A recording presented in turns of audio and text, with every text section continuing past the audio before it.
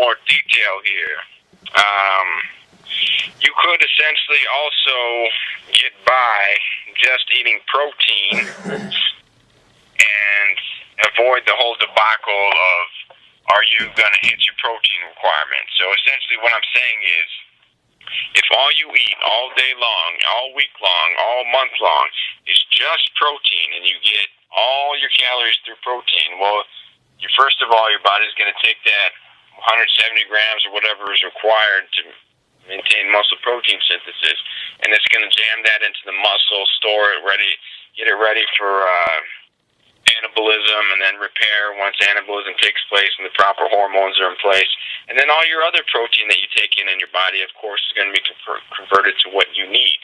Protein can be converted to glucose, to glycogen in the muscle, depending on if you're eating a ketogenic or a glucogenic protein. And it can be converted to either. I believe that ketones can also be reversed back slowly into glycogen. And all of that can ultimately lead to ATP. So yeah, essentially,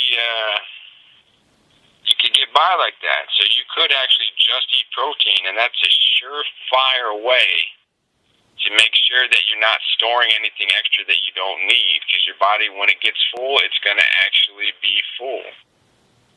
You know, it's going to say, okay, I have everything I need. I have all the calories I need from the number one king of macronutrients, protein. Protein can't, and then, because you're not going to store anything else. If you eat intuitively just protein, right?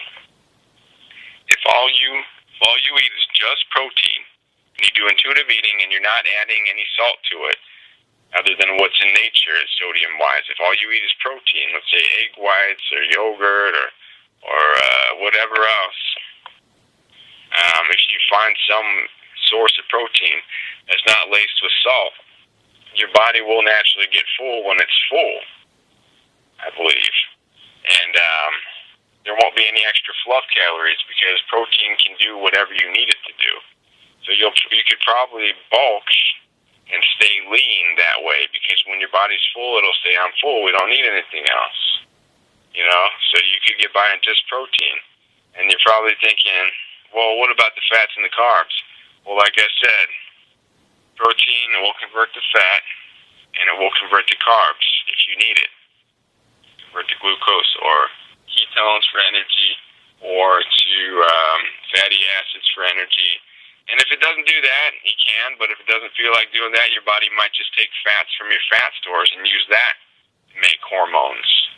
Or you might take the protein from your ingested food, convert that to fats and fatty acids to make hormones.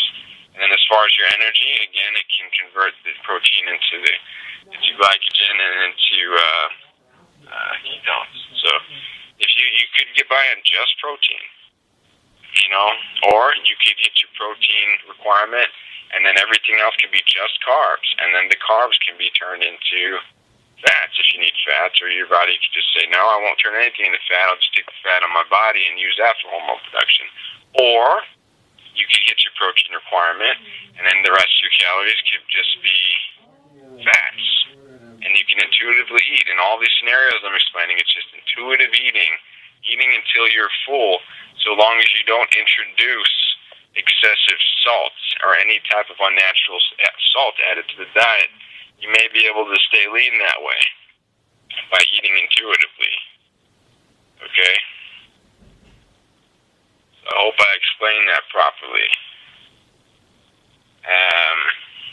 And essentially, what I will say, that being said, is I do not recommend or endorse doing what I just described, even though it essentially can keep you lean, and it can essentially do all this, and that. You should not do it for these reasons. Number one, most protein sources that are just protein are going to have some gnarly side effects, because I haven't seen a plant or healthy thing in nature that is just protein without carbs or fats. What I'm saying is, most of the time, those types of things are going to be meat, or something like it's got a lot of fat in it. You could go with yogurt, but then again, you don't know what kind of cholesterol is in yogurt. You don't know that. And what I'm trying to get at here is a lot of these protein sources of lean protein contain a lot of cholesterol, and that's not good for you. And of course there's going to be fat in them too, but unless you just want to eat egg whites, you could get by on just egg whites. That'll work. Intuitively just eat egg whites all day, every day, and you can stay lean and bulk and intuitively eat that way until you're full every day, all day. But what I'm getting at here is you should not do that, because you're gonna blast out your colon. You see, because if you don't have any fiber in your diet, what you want to do, you want to essentially find a macronutrient ratio that allows you to get exactly the amount of protein that you need. Okay, if you need 170 grams a day, get that 170 grams, and the rest of your calories, try to make exclusively high fiber foods. Okay, that way you're more gentle on your colon and your digestive system, so you don't have to strain and end up getting hemorrhoids and a bloody asshole, because that will happen if you just eat protein. So even though you can do it, and I described how you can do it theoretically and hypothetically, it should not be done. Yes, you will look fit, you will be lean, and you can intuitively eat just egg whites. But it is not healthy.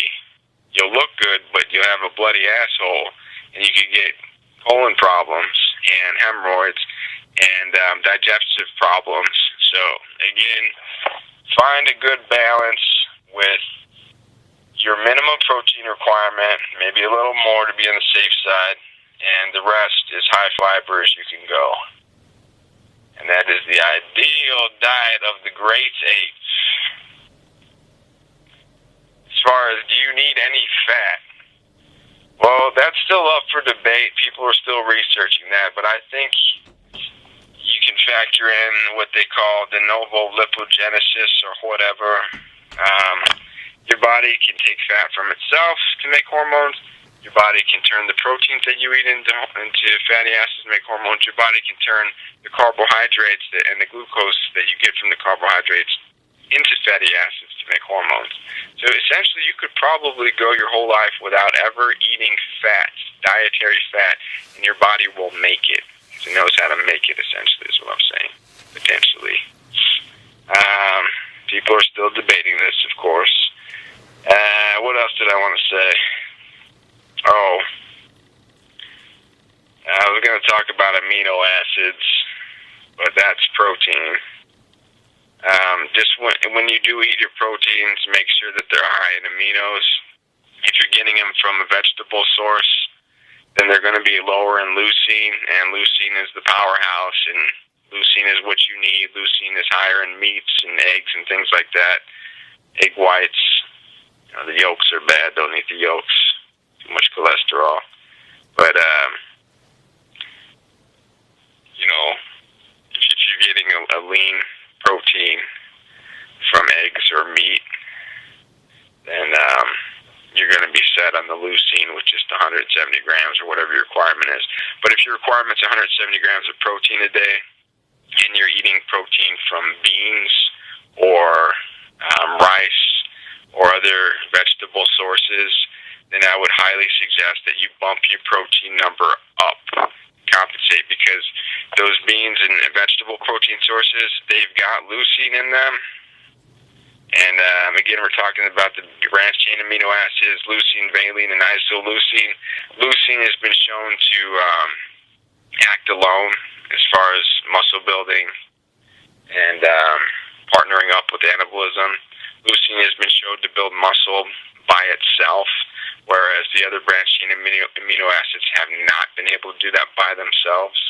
So isoleucine and valine alone or together, not going to do anything without leucine. Leucine needs to be there. Leucine's actually been shown to act alone.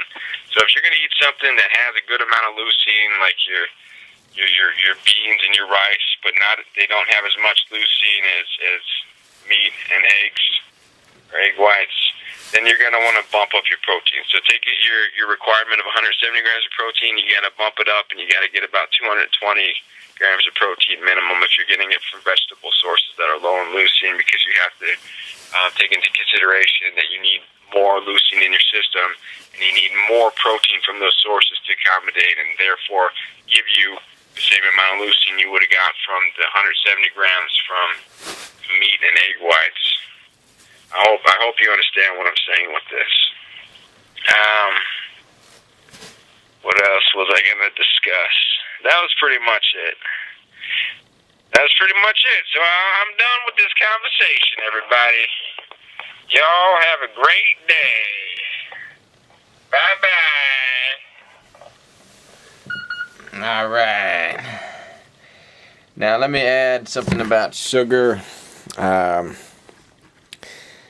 Now, here's something that could happen if you are intuitively eating, and let's say you intuitively eat all day long, and you do a lot of cardio, and you sweat a lot, and then at the end of the day, you get all your food in, but for some reason, you don't have access to water all day for some reason, and you've already eaten all this food, and you're full. You're just full, intuitively full, your body's full.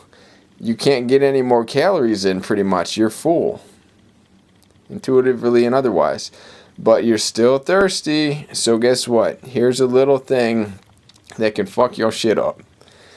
If you were to get to your H2O source, but for some reason it's not pure water, and you're already full up, your glycogen's full, any ketone space is filled up in your liver and your muscles, any glycogen space is filled up in your liver and your muscles, it's all full up. They're all sharing that space. It's filled. Your body doesn't need any more protein. Obviously, you're full. All the protein you need is taken. But you need water. You need H2O. Not necessarily water. You need H2O. Right? So you go, you get your H2O, but all that's available is Coca-Cola. Not diet, though. The real deal. Coca-Cola. Your body's so thirsty, it's gonna, even though you're not hungry anymore, you're gonna suck down that Coke and quench your thirst. And all that Coke that it takes to quench your thirst, guess what? It's got probably 2,000 calories in it, maybe 3,000, because you need a lot of H2O because you didn't have water all day. And your body's not gonna say, oh, no, I'm done, I'm not gonna drink this Coke, because you need water. You need H2O, and that's in the Coke. So your body's going to gladly take those extra calories. And what's it going to do with those extra calories? It's going to store them. Can't store them in the muscle. It's full.